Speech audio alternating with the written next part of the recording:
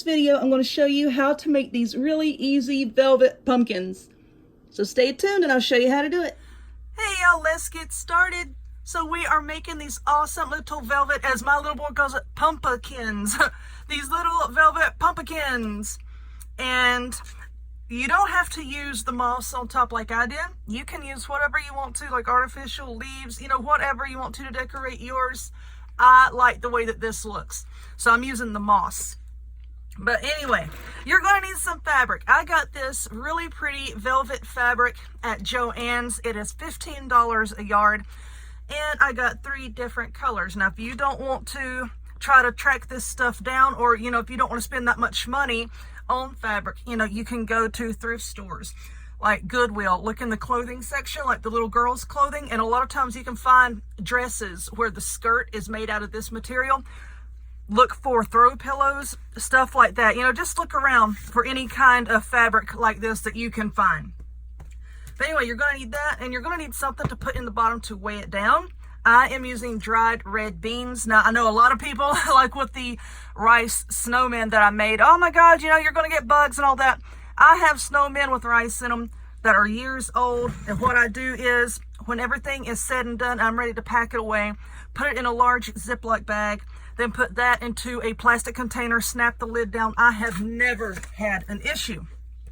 You're going to need some thread and a needle and something for your stem. This is a stick out of my yard.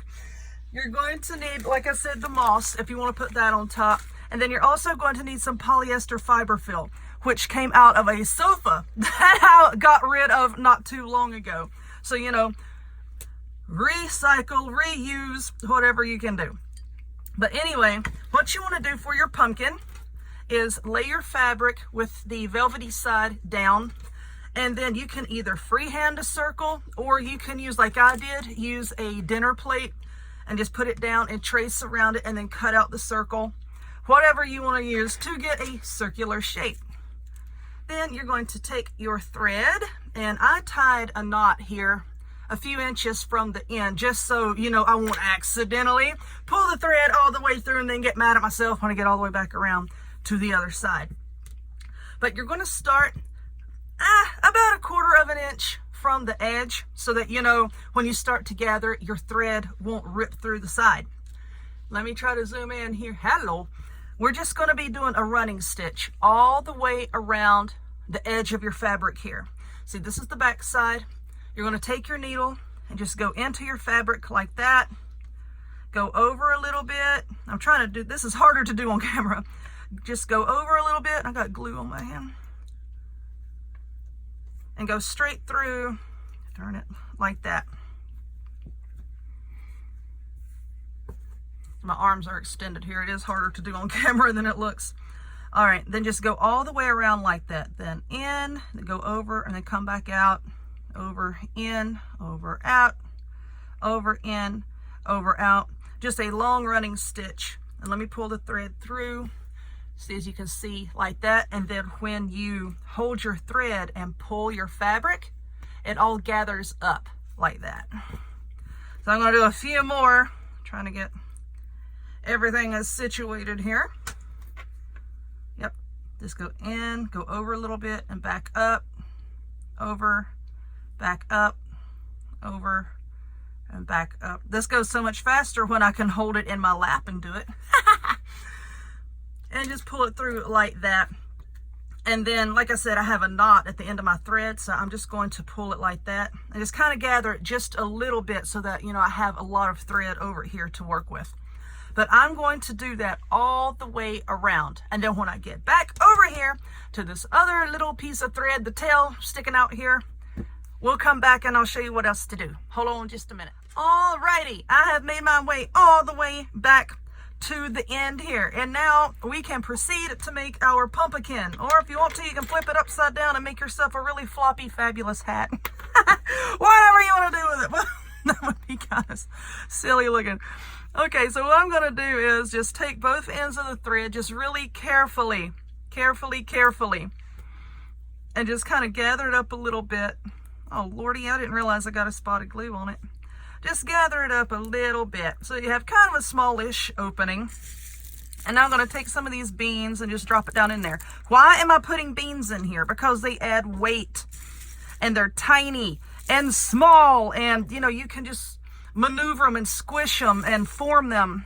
Like if you have a scene set up in your house, you know, and maybe like your surface isn't perfectly flat, you know, these just kind of mold to whatever you're setting it on. That might be okay. I don't know. You know what? We're going to put another handful in there. We're going to put some more in there. Okay, now here is my stuffing.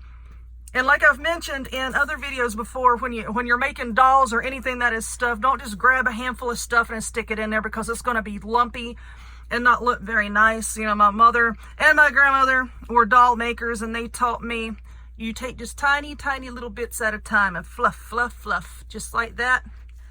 And then put that in. Tiny, tiny little bits. Fluff, fluff. And just pack some more in there. What I like about, you know, going to the store and buying fabric, or going to the thrift shop and seeing whatever you can find is it's kind of sort of unique to you. You know, it's like whatever color that you want to go with your other decorations, because a lot of people, they don't like the traditional orange, brown, I call it kind of like goose poop yellow, you know, that goes along with a lot of fall decorating. So, you know, this way you can do whatever colors you like. And let me tell you, for my fellow people that sell at craft fairs, these are big sellers too.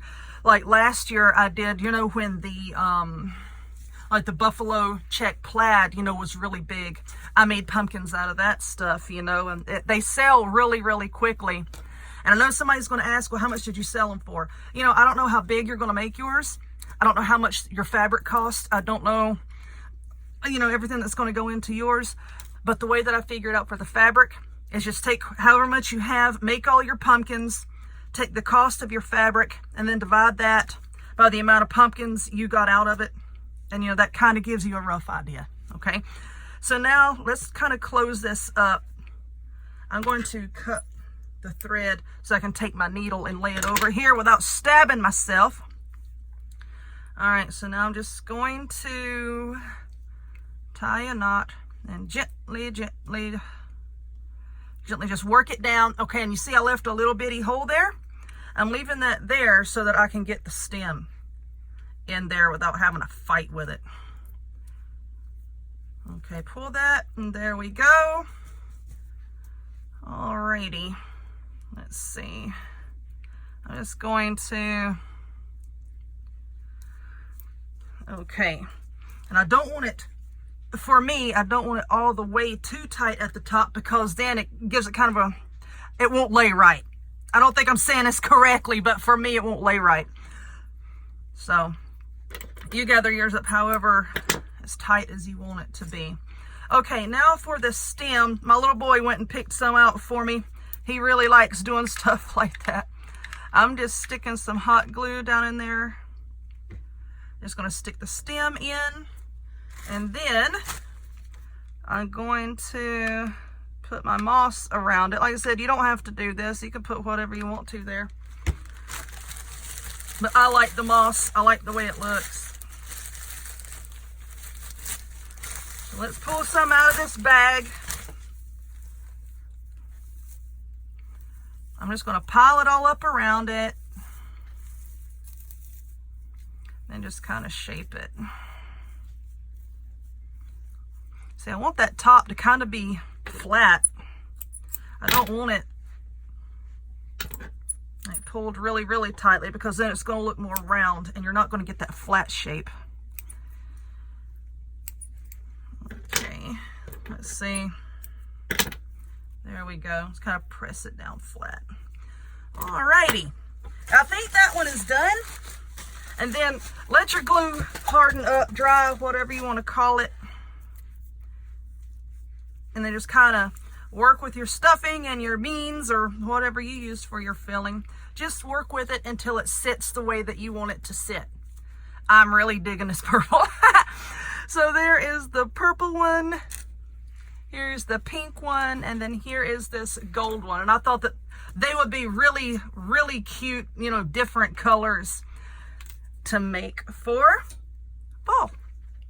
Anyway, I hope that you enjoyed this really fast and easy.